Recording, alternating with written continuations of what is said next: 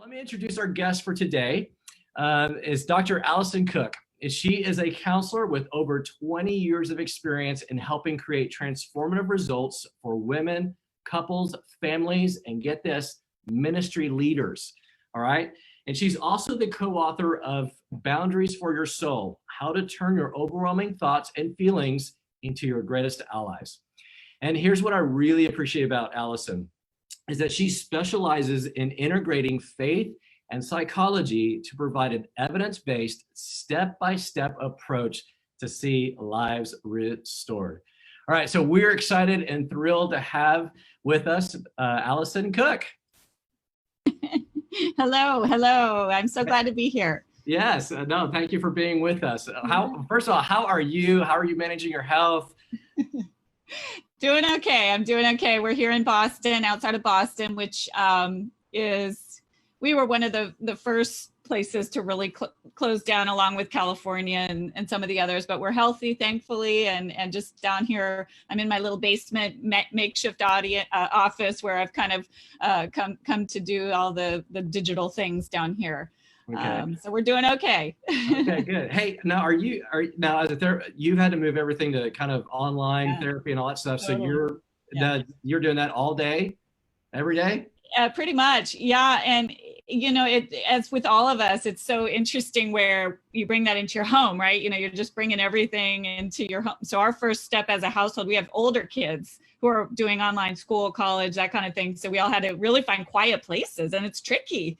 So that was our big first challenge, because every single one of us needs to be online all day doing things that other people don't necessarily need to be hearing. So that's been our adjustment. But. Yeah. So, okay. So this is perfect because this is getting into boundaries. Yeah, exactly. All right. So this is perfect. Okay. Got it.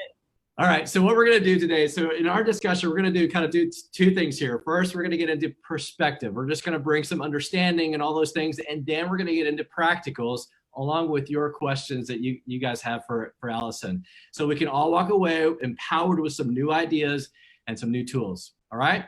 Okay. So Alison, let's get started off with some basic understanding. Yeah. So what do we mean when we talk about boundaries? Okay. There's a lot of people talking about boundaries. There's a lot of information out there. There's a lot of encouraging stuff and probably not so encouraging stuff. Yeah. So let's start off understanding, what do we mean when we talk about boundaries? What is it? What is it not? And why is it so important? We need to be talking about boundaries right now. Well, yeah, the first thing I like to say about establishing boundaries tends to kind of come with a negative connotation about, oh no, keeping things out.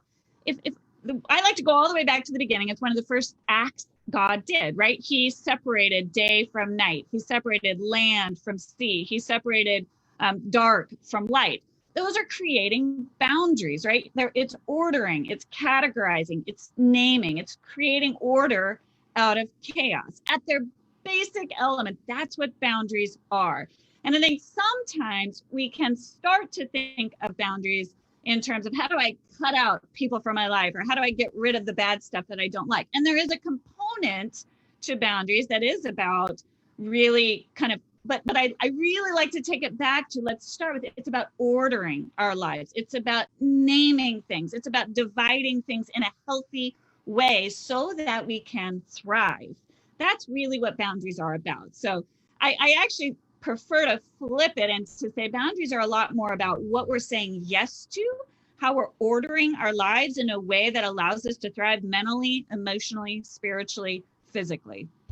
Okay, so now in our culture, because there's a lot of things vying for our attention all the time. And so I know sometimes with us as a team, we often say, hey, you got to know your no's before your yeses a lot of times. So we'll probably talk about a lot of that when we talk about ministry leadership and things like that. But what would you say, like in culture, is maybe a bad example of boundaries? Like, and you kind of refer to it as like, you got to shut these people out, or kind of a bad use of that. It's a real, boundaries are, you're really touching on the importance of the both and of yes and no, because you can hide behind boundaries. If when they're done negatively, it can just be like, I don't want to deal, so I'm going to build a brick wall. So I like to say boundaries are not building a brick wall. And this is where if you're only focusing on the no's, you can bring yourself into a silo where you've got great boundaries and no relationships and no meaningful work and no health, because life is messy. But your boundaries are more about guardrails. I like to think of them as you've got a road, you've got a lane in life, and maybe you have more than one lane. And boundaries are those guardrails that make sure you're not going off on detours you don't need to take. You're not getting stuck in traffic jams over here that are not your traffic jams to be stuck in, that you're moving along and you have a sense of that guidance and those guardrails that are keeping you chugging along. Now, along the way, there's going to come some no's, but if you don't know where you're going and what it is that you're protecting, which is the yes, then you're just kind of empty, like it's kind of sitting in an empty wall, barricading yourself. So it's a both and there. You need to know what the guardrails are, but those guardrails are protecting something that you've committed to, that you want to do well, whether it's I want to be healthy, I want to be whole, I want to be a good parent, I want to be a good friend, I want to do this work well, so I can't do that over there, that kind of thing. Okay, no, that's good. All right, so let's get a little deeper into this. Now, for especially when the mental health challenge comes in. Yeah. So for individuals, couples, and those families that are dealing with more challenging mental health difficulties and disorders like depression, anxiety disorders, bipolar, PTSD, and others. So when it comes to boundaries, what are the common and specific challenges they tend to go through, and how might those challenges be heightened during this pandemic and a lot of time together at home? Yeah, I mean, what I like to say is if you deal with more anxiety, more emotional extremes, your highs are, I always like to say, like with bipolar, your highs are higher, your lows are lower. That's difficult, and there's a gift in that. Same with anxiety. When you're dealing with a lot of anxiety, you're going to need to be much more mindful of this is the lane I have, this is what I can do. And in order to do that well, I can't get caught up in these things over here, in these relationships over there. So it heightens the importance.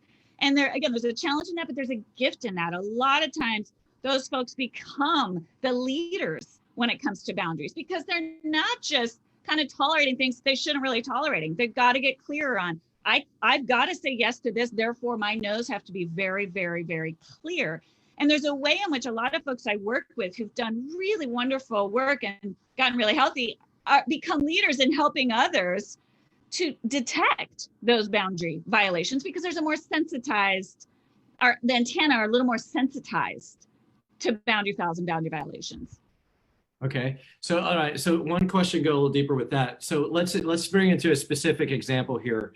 So let's say somebody, they have very extreme anxiety, and then they're obviously feeling a heightened sense of worry and concern, whether it be the virus or relationships or stuff like that.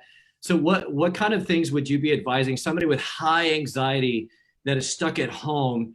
How would you help them with some of the boundaries with their loved ones or even just with themselves?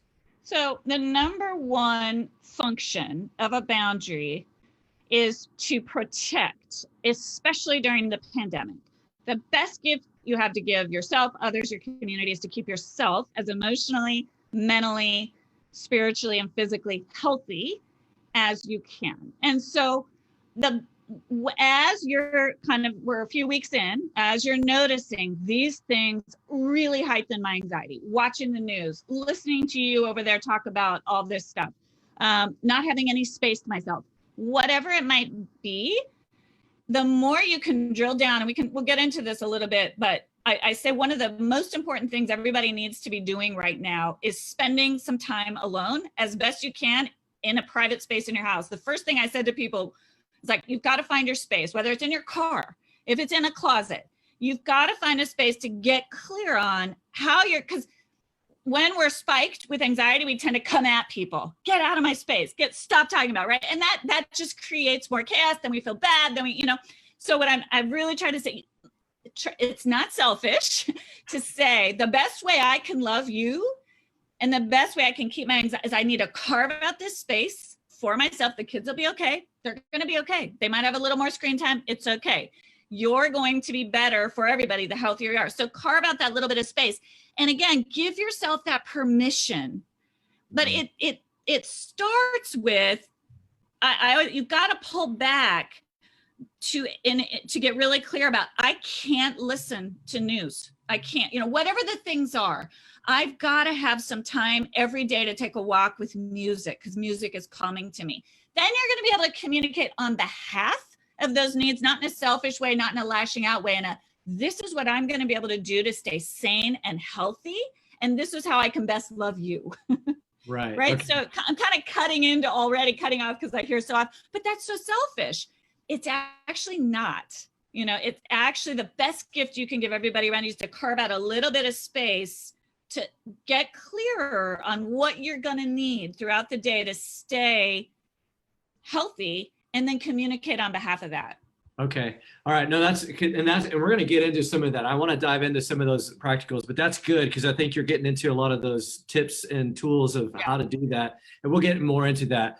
But let's back up a little bit on this one though.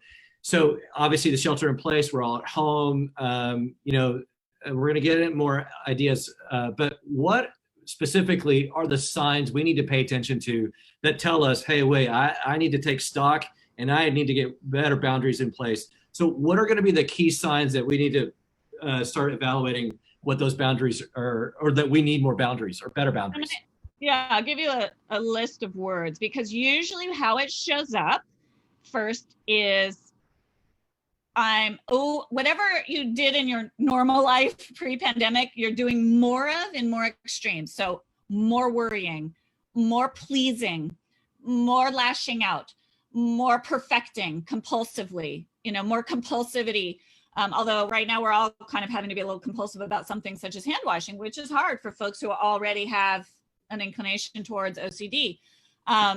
You're going to notice more intensity and urgency. And what that is a cue toward is you're actually feeling vulnerable.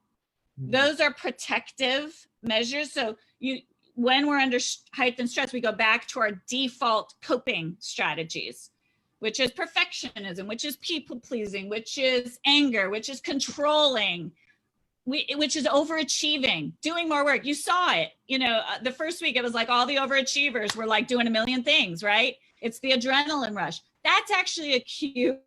And I need to actually pay attention. Something is going on inside of me. I might feel fearful. And this is what I do, right? So pay attention to those.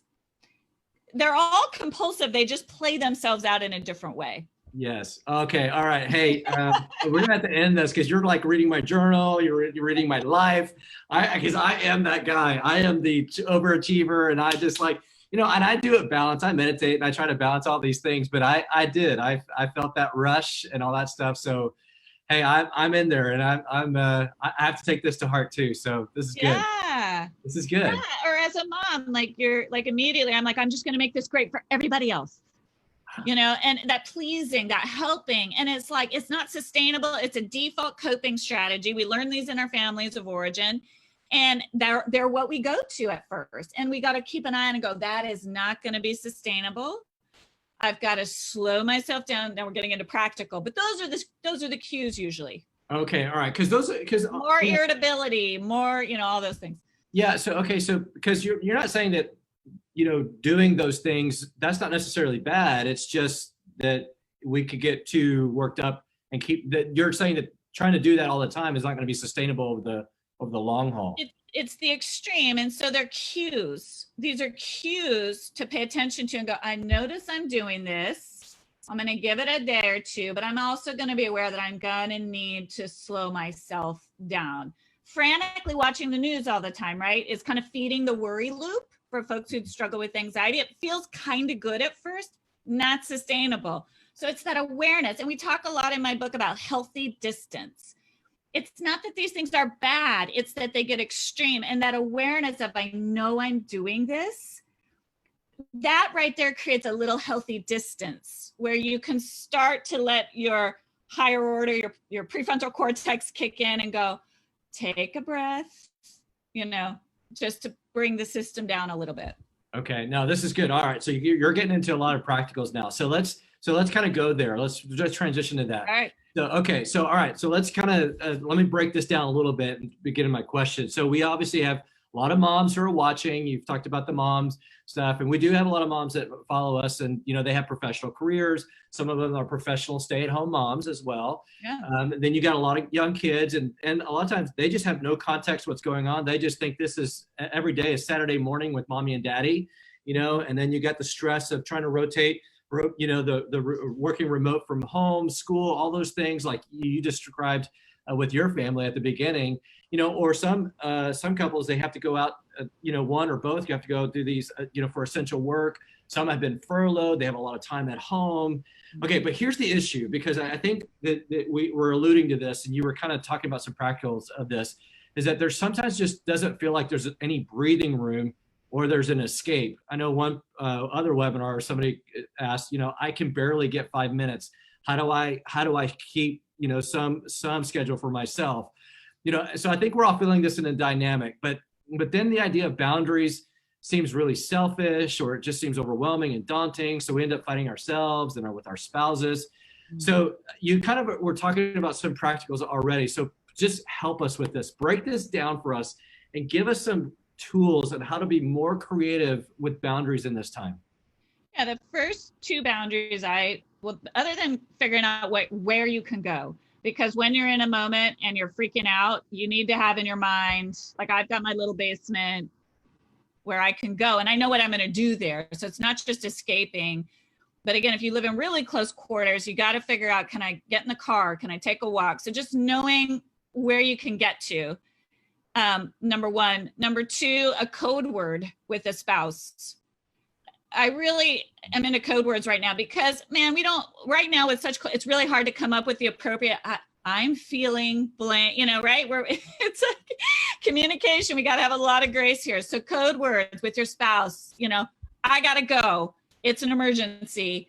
And you understand together, okay, that means if we use that, if we pull that trigger, we pull the emergency line for each other, that means we need it. And then you go. And then the two boundaries that you've got to, doesn't sound like a boundary, but you've got to move your body. You have to move your body right now. We're really back to basics. Moving your body for 20 minutes a day, even if you're not someone who works out, even if you're walking up and down stairs, if you're walking outside, if you're able to, it changes the chemistry. And we have to keep doing that somehow. And we have to create 20 minutes a day to move, 20 minutes a day for emotions. And by that, I mean 20 minutes a day to journal. I can get more into this. I call them the 2-page stream of consciousness, getting it out of your head, getting it out of the amygdala and onto the page. Those are two simple things, 20 minutes for each, that literally change your brain chemistry, your brain physiology, that take things down, you're breathing differently. So those are a boundary in the sense that you're saying, these are non-negotiables. I've got to be able to do this. If you can, this is the time of day I'm going to do these. This is where I'm going to do this.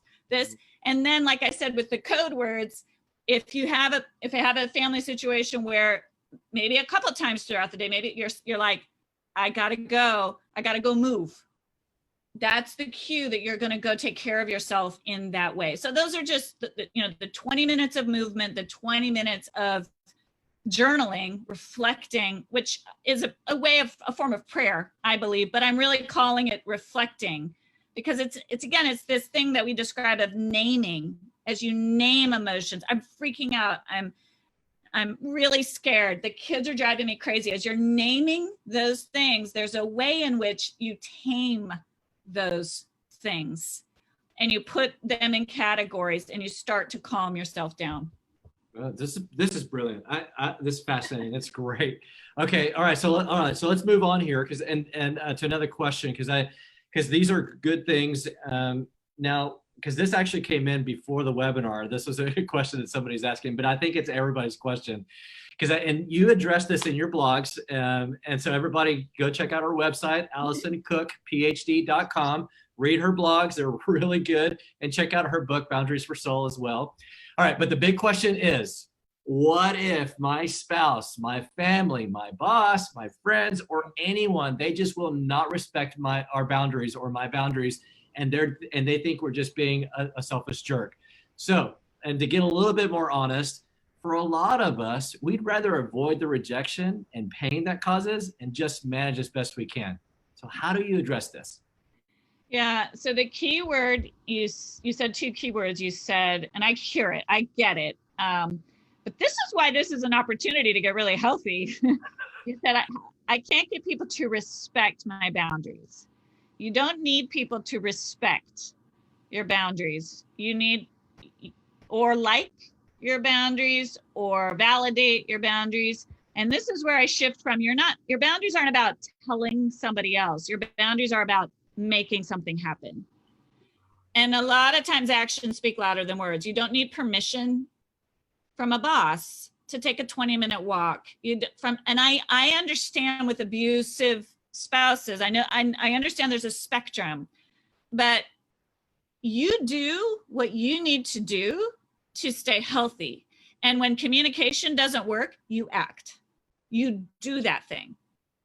And I understand, and I can already hear that, well, what if I have little kids at home, or what if this, but I think so often it's more about what you said is, I can't stand it when that person makes fun of me or ridicules me. And so I just would rather not do it. You do it because your number one goal before God is to stay healthy and whole. And that's what a boundary is really about. It's not about getting someone else to understand your boundary. Okay, now, so, I mean, do you have any and I think you do this in your book, and I think some of your blogs do this, like any scriptural insights that Jesus practiced any kind of boundaries? He seemed to really be quite busy and all that. I just did a whole blog post on selfhood versus selfishness. And I do a whole list with itemized scriptures where Jesus had boundaries. And I don't have all the scriptures memorized. You can look them up on my blog post, but you can go down the list. Jesus took space for himself. Jesus stepped away he didn't ask permission. And a lot of people didn't like what Jesus did. His friends didn't like it. They're like, you're leaving us, you're abandoning us. He just did it because it was the right thing to do. Jesus countered toxic behavior. He was adept. He was a skilled, the way that he countered the toxicity came at him was skilled. Yeah. Right. He didn't just put up with things. He actually was very shrewd in how he came at toxic. Jesus chose who he spent time with very carefully. Another thing during quarantine, to be very careful about who you're letting in to your inner circle. Jesus was very careful about who he let into his inner circle. I could go on, but we have such an example of healthy boundaries in Jesus. He was not, while he was on earth in human form, he was not universally available. Right. Wow. No, this is good. This is great. All right. So everybody go check out their Alison Cook PhD.com to read her blog. She's got really good stuff there. All right. So one question here, and talk about Jesus and ministry leadership and things like that. And you've done a lot of work with ministry leaders, and we have people leading our mental health groups. We have hundreds of groups. So, and I've been networking with other organization leaders and professionals in academia and mental health, and everybody seems to be saying the same thing. There's this huge emotional mental health need rising, and more we haven't seen yet. So, myself included, how can we as ministry leaders, church leaders, lay leaders, participate and practice healthy boundaries for now and even later so we can stay resilient and come out stronger? Yeah, I agree with you. There's something going on. And I love that you guys as an organization are part of the solution. I just take my hat off to you. Because for me as a therapist, I don't want to be throwing pot shots at the church, but I do tend to see in my office some of the wreckage. And I also see what good the church can do, right? So I love that you're asking these questions and being part of the solution. The number one thing, I'll say three things. One is this idea of selfhood. Selfhood, I don't think the church talks about enough. Jesus came in human form, and there was a sense in which we spiritualize him and don't think of his life on earth as I just described. He had human boundaries, and he was without sin. So there's a way in which we can be human and live within the limitations of our human bodies, minds, spirits, emotions, and be whole. And I don't think the church talks about that enough. So that's number one. Number two is this idea of emotions, that our emotions are not our enemies.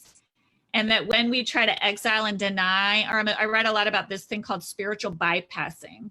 And what we tend to do is say, I feel angry, that's bad, I'll pray it away. Instead of saying, I feel angry, I'm going to get curious about that. There might even be a good reason I feel angry. I don't want to act out of my anger meanly, but I want to listen to it and see if it's a cue that somebody's taking advantage of me.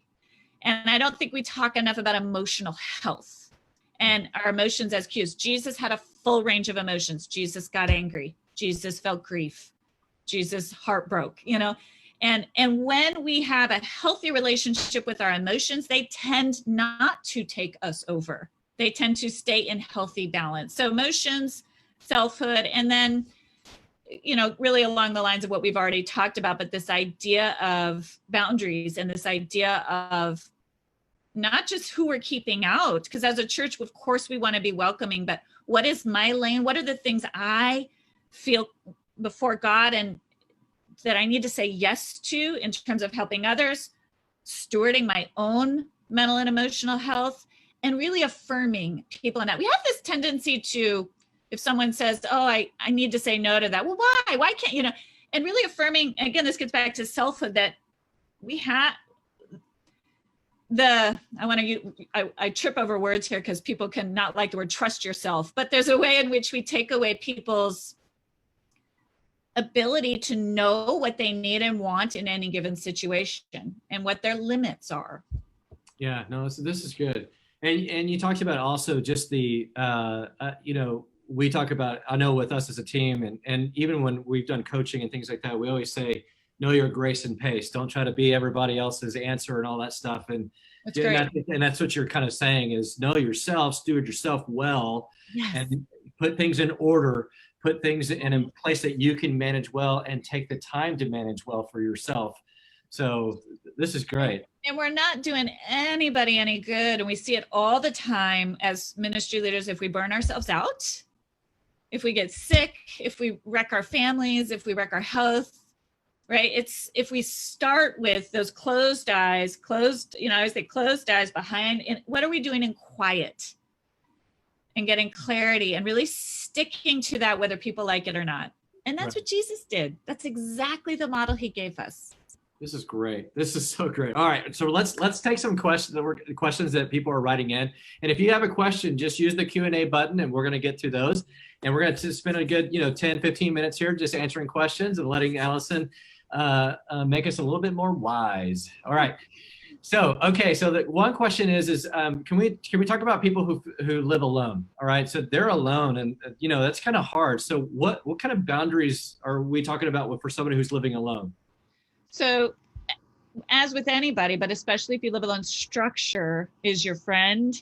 You need structure. You need a schedule. And the temptation when you live alone is to kind of just fly by the seat of your pants. But you need to have those hooks throughout the day, because I lived alone for a fair number of years. And so I learned this the hard way. If you let isolation sneak up on you, it's really hard. It's harder to get your way out of it.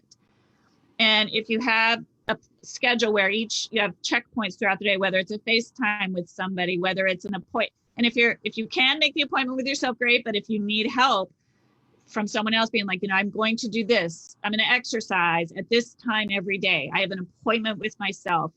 If you need to get a friend to say, I'm going to walk with you every day over the phone every day at this time, I'm going to eat at a regular time, I'm going to get up at the same time, I'm going to go to sleep at the same time. The more you can keep that order, when you get a little lost in some of the loneliness that can come from living alone and being in isolation, you've got those hooks to grab onto before they take you over. Okay, that's good. So a good schedule, routine, all those types of things. You got to have them. Yeah, and then interacting with people as best you can too. So, okay, all right. So here's another question.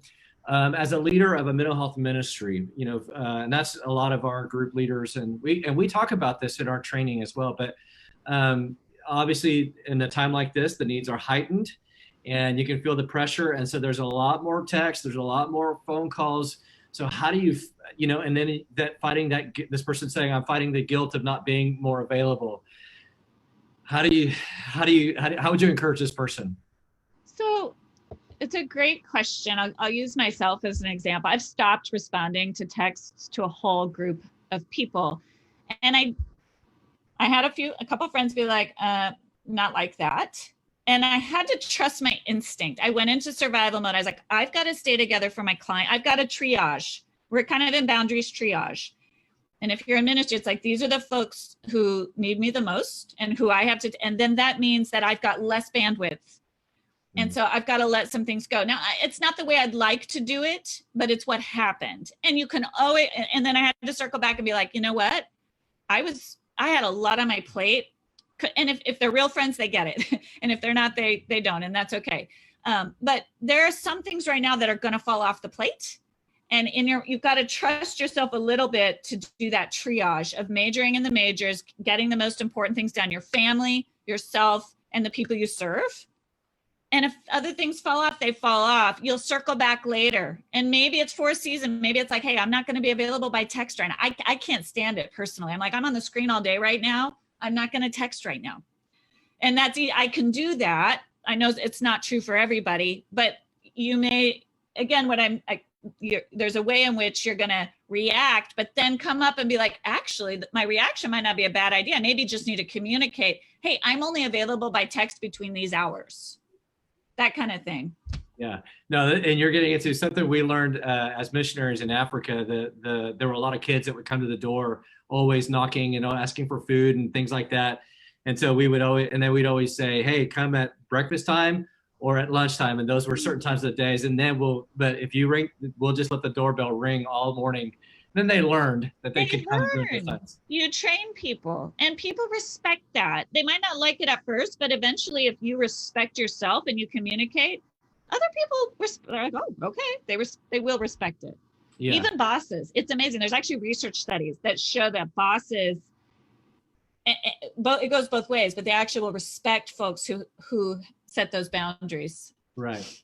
Okay, now you talked about journaling a little bit, and here's a question that's interesting, and we're going to get to more questions, so thanks, guys, for your questions here. Can the emotional processing, can that be done with a friend verbally, or do you always recommend private journaling? And then even if you are sharing with a friend, what's too much and what's not too much as far as those boundaries? Yeah, there's a fine line between naming and bringing something out of your brain, right? And getting it out in front of you and venting. And venting is shown to be less helpful because it just blazes more of the toxic emotions through your neural pathways.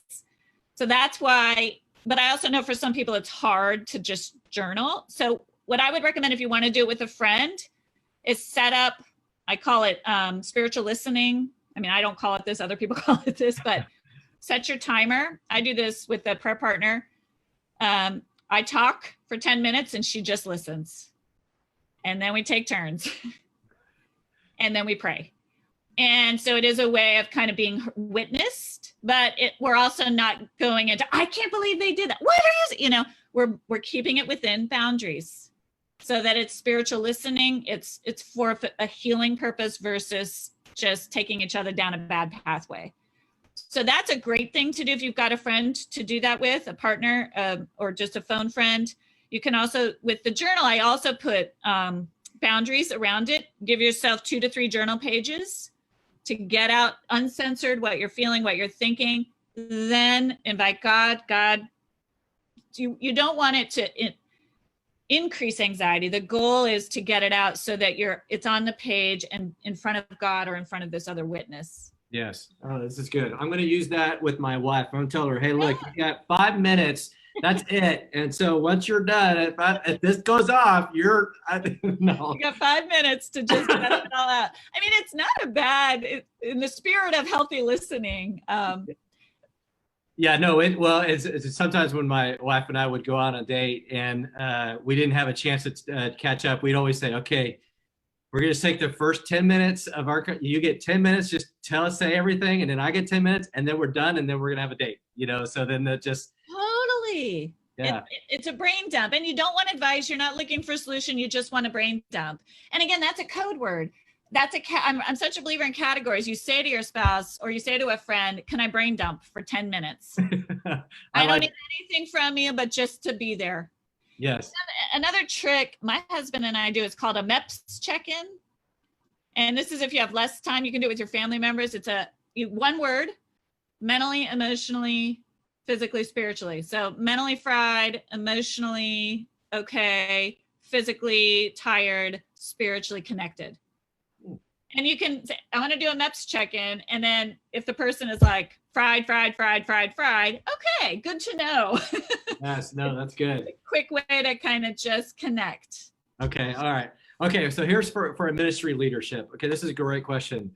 I'm going to read this question here. What would be the top things you would try to influence and instigate in an organization where you're not in charge? And this season, it seems there are a lot more needs and people seem to be reacting rather than responding. And it seems that this is the culture of a lot of organizations. So, and it's something we've been talking about is, there's reactive help and then there's responding help, and you kind of alluded that that's the adrenaline rush, all that stuff. And I think this is what this person is saying, but you're not in charge. You see the healthy things that need to be placed, but your leadership is like, let's go, go, go, go. Yeah. So I would, this is sort of a classic case of what do you have control over? So you don't have control over the big decisions. You do have control over yourself. And what we call in the book spirit-led self-leadership, where you differentiate, which just means to separate out a little bit from that adrenaline rush. So, and again, we talk about space. I don't mean physically, I mean within yourself. Noticing, I'm noticing this frenetic energy. I don't think it's healthy. I don't want to take it in. I'm going to bring into this a different sort of energy. And that's what you have control over. So you maybe can't change them, but you can change how you are in that. You can respond with thoughtful, grounded wisdom. And that can change a lot. Now, would you suggest they try to sit down and talk to their leader?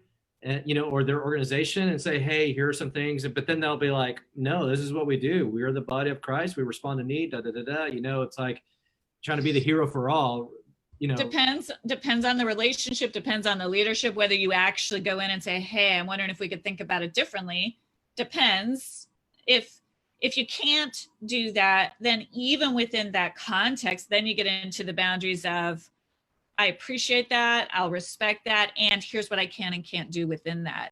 Now we're getting into scarier questions here. Well, then will I lose my job? And you've got to weigh how much. This is where you get into the yes side of the boundary. What can I say yes to? It's always better to lead with what can I say, especially at work. Here are the things I can do. Here are the things I can't, right? It's always better to lead that way. And just try to focus on the things you're going to do really, really well and hope that, again, you can't change them, but you can at least mitigate a little bit of that for your own health. Yeah, that's good. That's good. Oh, that's helpful. Okay, let's go on here. Another question here. I love structure and do it really well for myself. All right. But I have a hubby and two teens who absolutely resist it. It really makes me want to take control, but then it gets really ugly. Do I just need to go? Do I just need to let it go of trying to get them on a routine? This is such a good question, and I'm laughing because I've heard this one so much over the coming weeks within families, where you got one structure person who's like, and one that's like, I can't do that. And first of all, I really admire your self-awareness and that you're even asking the question and you're even willing to say, should I let it go? And I think the answer is it's somewhere in the middle. And the more, again, you can be spirit-led, self-led, and speak on behalf to your spouse, to your kids. So when you speak from, you're saying, you guys are all crazy. You're driving me crazy. I need structure. And it doesn't usually get what we want. When you speak on behalf, and again, I'm not saying this is magic and that it works, but you tend to get a better response when you say, hey guys, I love you. I love your free spiritedness. it's making, and you get to the vulnerability. I'm feeling anxious because structure really helps me. Could you meet me halfway? That conversation tends to go a little better.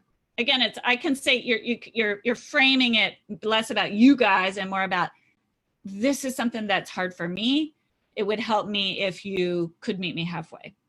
That's good. I like that. Okay. And again, then think about your yeses. What are your bottom lines if they're willing that you're going to ask for? Right. Yes. Okay. All right. So then here's an interesting question. I'm thinking that the chemistry of our brain can be affected by our lack or practice of setting boundaries. True? Yes. So my book is all about internal boundaries, and it's very related to what's happening in the brain, and it affects interpersonal, because someone I just saw was talking about the heat of the moment. So when you're having a reaction, your brain is in a fight flight response typically, which is the lower, limbic part of the brain. When you become aware of the reaction through breath, through slowing yourself down, you simultaneously engage the prefrontal cortex. So it's not that you're not having the emotion, it's that you become aware of the emotion. And when you're in two parts of your brain, you're more integrated. You make a better decision than when you're only in the emotion, or frankly, when you're only in the analysis. We're designed to, and that ability right there to be able to begin to become more aware, to say, I'm so angry within yourself, and become aware. Wow. Without shame, just awareness, just curiosity. I'm angry. And just notice the tone. I am feeling a little angry. It's just it deregulates the system. And that changes how you are with other people. That's good. Okay. All right, here's another question. I'm gonna try to get through as many as I can here in just another few minutes, but I have moderate to severe depression. Our life in our area is very isolating. I think they live very far out from the city. I can't see a lot of people from my house, so they obviously very rural. And it's only my spouse that's here. My therapist still sees me in an office because I need it, and I mostly am low risk group, but money is extremely tight. Do I make that a priority, or do I cut elsewhere?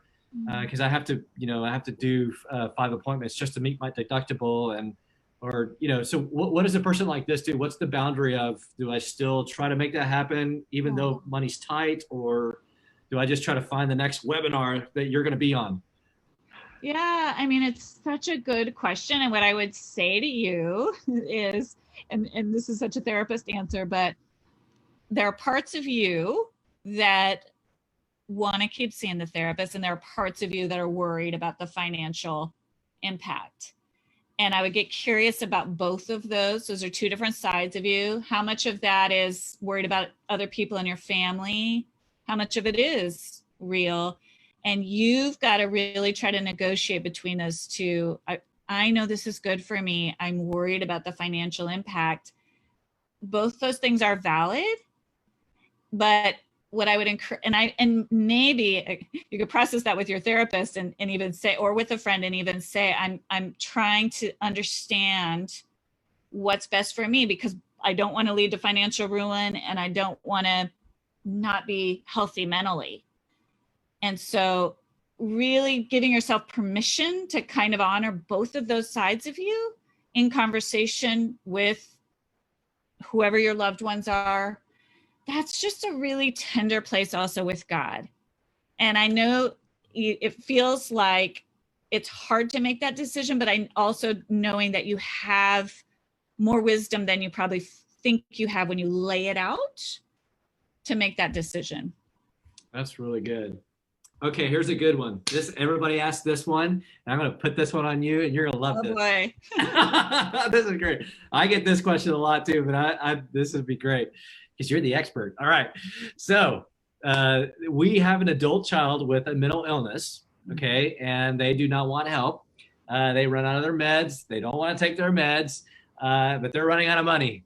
So how do we help them with that they don't destroy their lives, but then how do we protect our own mental health And what does that boundary look like? So obviously they're talking about their loved one having anosognosia. They don't want to help. They don't think anything's wrong, but then you're the problem and you get away from me, but they're running out of money and you got to help them. And then you get into that whole enabling, all that kind of stuff. So, all right, take it away. Yes, there is the perfect answer to this question. No, this is so hard, and I see it all the time, and there is no easy answer. And I wish there was. There is no easy answer. And it's different. There's no one size fits all. Depends on the age, depends on the severity, depends on your own financial and mental health reserves. And even with that, it still could vary. And so what I would encourage you to do, just as I did before, is really dial into what are the different parts of you. You know, there's probably one part of you that wants to reach down and rescue your child financially. There's probably another part of you that's like, he needs to suffer the consequence, whatever. All of those parts of you are valid. They all have a point. It's almost like you have to imagine yourself having a committee meeting with all these different voices in your head, or you and your spouse kind of putting on the table all the different angles on it and negotiating some middle ground that you can live with, and that feels right to you before God. And how, to me, it's a flip of when I talk to folks about how you honor toxic parents. There are a lot of ways you can honor a child, an adult child who's not taking responsibility, or a parent who's not taking responsibility, without rescuing them, saving them. There are a lot of ways to get creative. But you kind of got to get out of this binary of, do I rescue them or not, to get to that creative space. All right. Okay. One last question with this, and then we'll have to end here. But how do you avoid the codependency that could, because you're trying to find the balance, all that stuff, but then, well, what's the factor of the codependency in a situation like that? And obviously a time like this could be heightened because everybody's suffering and they're going to be suffering. So, what would you say to that factor of avoiding codependency within that? Codependency is when the part of you that is taking care of, reaching out to go above and beyond for someone who's struggling, you're doing it compulsively without awareness. It's like you can't help yourself from doing it. You're doing it for you. That's really the root of codependency. You're helping that person because you can't live with either their rejection, their anger, or so that's what you don't want. That's why I'm saying you've got to have this committee meeting with yourself and get at the root of, I am going to help in this way. It's not because I'm doing it because I think it's what the right thing for me to do. It's not because I can't live without their love, for example. So it's really getting down to what's motivating your heart. And that's where you can't go wrong. That's where you can't go wrong. Wow. Alison, fantastic. You are brilliant. This has been great. And I'm so thankful that we got to have a time with you, and you just fascinating information. So, so thank you. Yeah, I'm so grateful for you guys and what you're doing, all of you, but just the way you're coming into this with the church is cutting edge and beautiful. And I just pray all blessings upon you, and thank you. Okay. All right. Thank you through this. And again, if you want more information about who we are, just go to mentalhealthgracealliance.org. And of course, go check out Alison Cook PhD.com to read all her information and her book. So thank you, everybody, for attending today, and stay tuned. We might have another fun and exciting webinar. All right. Thanks, Alison. Thank you. All right. Bye.